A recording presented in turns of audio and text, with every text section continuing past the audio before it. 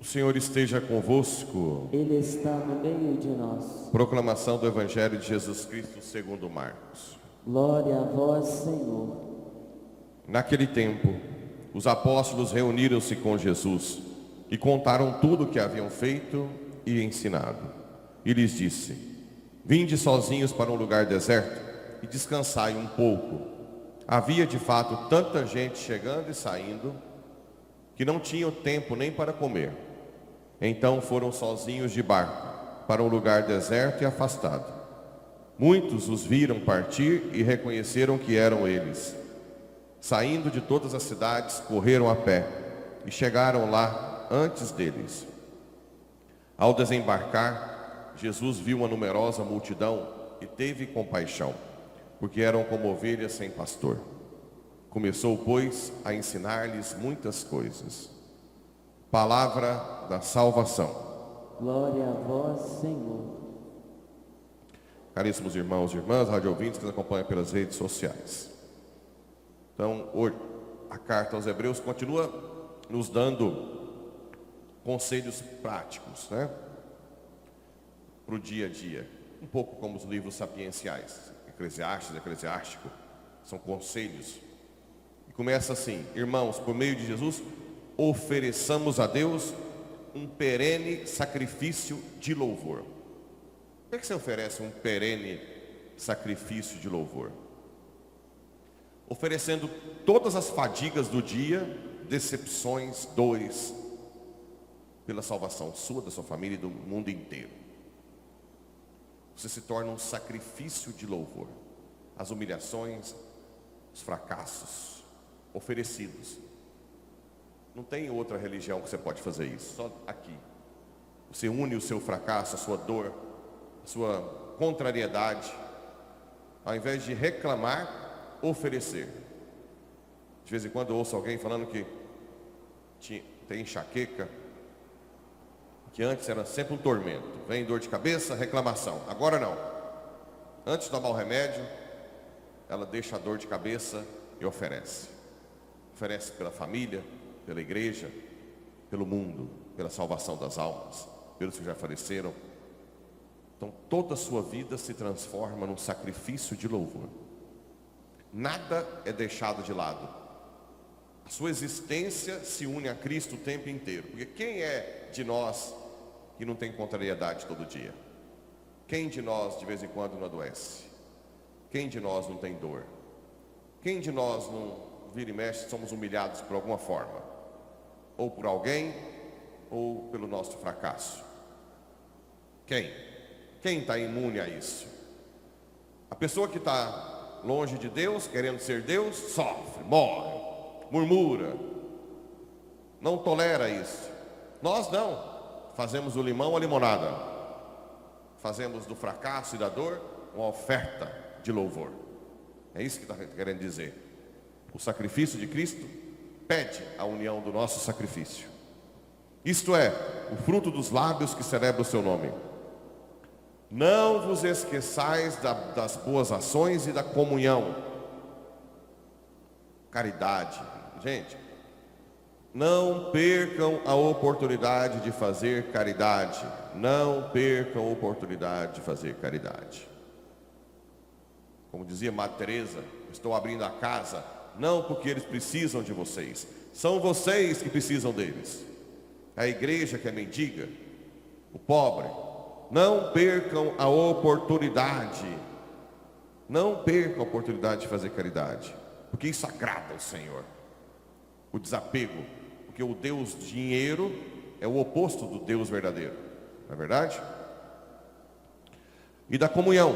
A comunhão pode ser a comunhão de estarmos juntos, mas a comunhão também aqui, da Eucaristia, que nos ajuda a viver a unidade.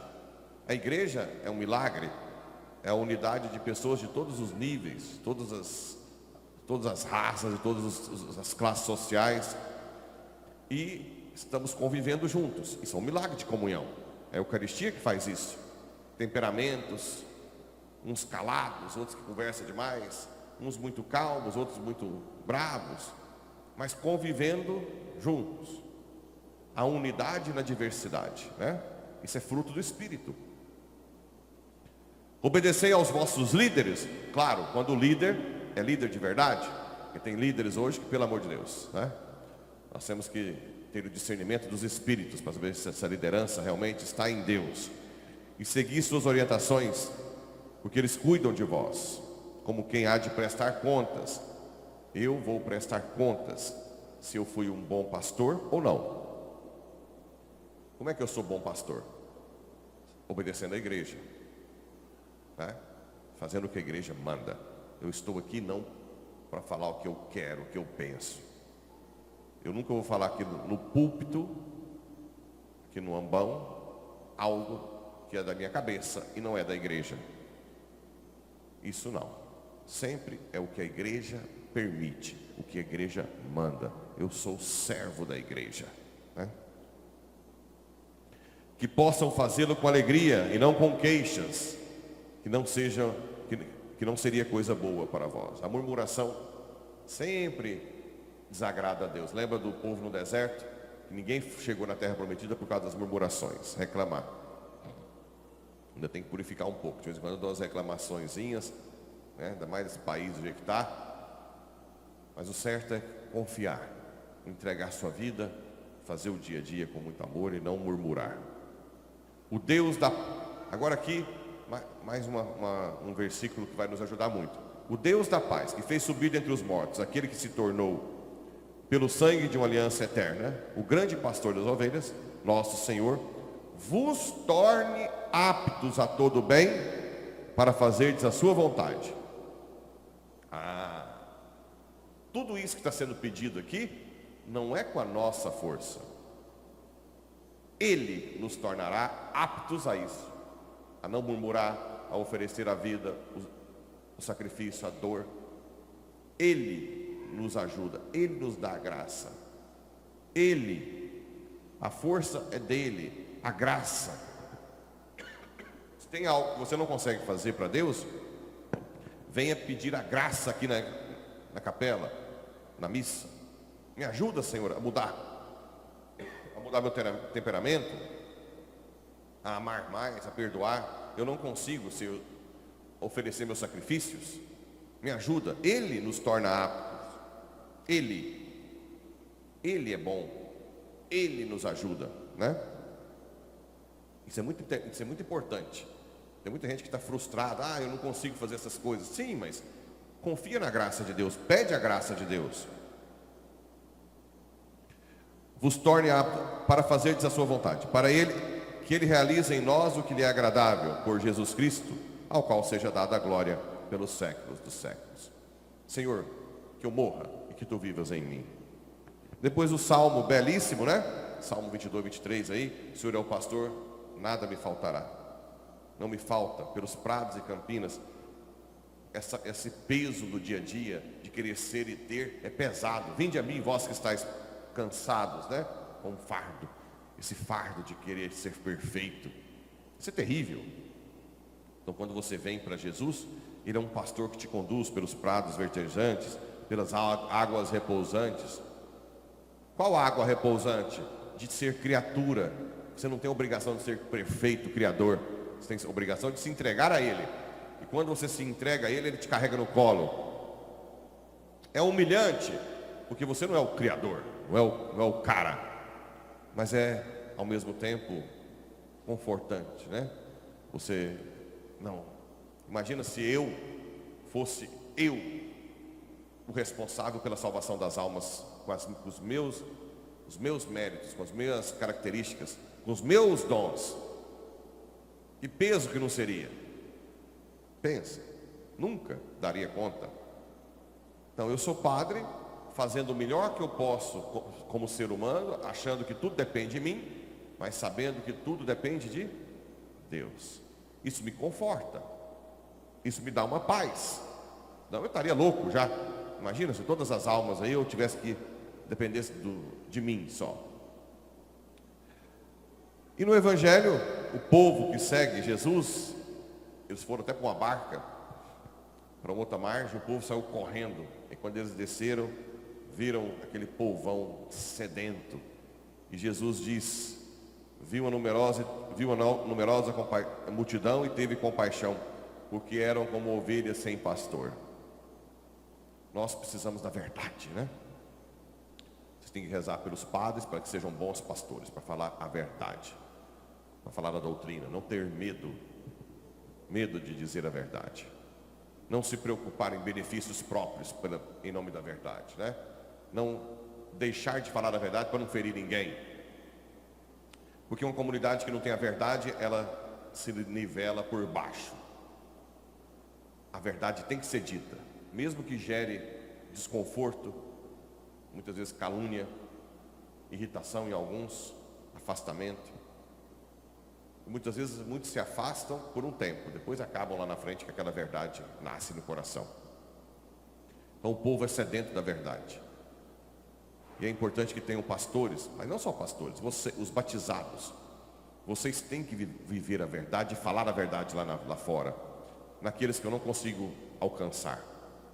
Quem trabalha no hospital, seus companheiros de trabalho, na loja, os clientes, de alguma forma transmitir a palavra de Deus, a verdade, né? Não é só o padre, principalmente na família, os pais com os filhos, o marido com a esposa e vice-versa, com os próprios pais. É dever de todo batizado levar a palavra. Por isso que vocês têm que se formar, ter o catecismo na mão, participar das formações, que agora vai estar tendo as quintas-feiras, segunda e quarta quinta, agora esse mês vai ser na última quinta. Internet, Bíblia, catecismo. Perguntar para o padre, isso, o que a igreja diz sobre isso? O que a igreja, não é? De vez em quando eu ouço assim, o padre tal libera a comunhão para pessoas com segunda união. O padre não pode liberar, né? Não tem esse poder. Agora, existe a comunhão espiritual. E eu sei que tem casais de segunda união que são santos, de tanto buscar santidade e ferir, já tem filhos. Mas eu não posso liberar a comunhão. O padre falou que não precisa de ir na missa todo domingo. O padre não tem esse... Não existe isso. O padre falou que eu podia usar DIU. DIU é abortivo, grave. Qualquer anticoncepcional não pode. Eu não tenho esse poder. Eu falo o que a igreja diz. Como é que eu vou permitir não só a contracepção, mas o aborto? Que ele age como aborto. DIU e Mirena. Como é que um padre vai liberar isso? Isso é gravíssimo, né? Não tem poder para isso. Então nós temos que rezar para que os padres digam a verdade. Padres, bispos. E vocês também. Vocês têm que ser arautos da verdade. Arautos. Dizer isso não. Isso não é o que a igreja permite. A igreja não permite isso. Pronto. E aí o povo vai saciando a sua sede da verdade. Mas o padre sozinho não dá conta. Não dá conta. E vocês têm que estudar. Sempre a doutrina. Tem internet, tem um monte de coisa. Vaticano.va. Estudem. Não deixa ninguém enganar. Existe um monte de progressista querendo impor coisas da igreja que não são da doutrina da igreja, que são até contra dogmas. Às vezes usam distorção da palavra do Papa e querem mudar. Esses progressistas estão enganados. Eles acham que a igreja é só humana. A igreja também é do Espírito Santo. Isso nunca vai acontecer. Na cabeça deles já aconteceu. Nunca. Pode acontecer confusão, mas nunca da doutrina em si. Por isso que você tem que estar sempre com a doutrina na mão. Código de Direito Canônico, catecismo. Porque essa é a maior vacina contra esses que estão querendo mudar a igreja por dentro, mas que não vão conseguir jamais. porque ela é de Deus. E Nossa Senhora nos ajude. Assim seja.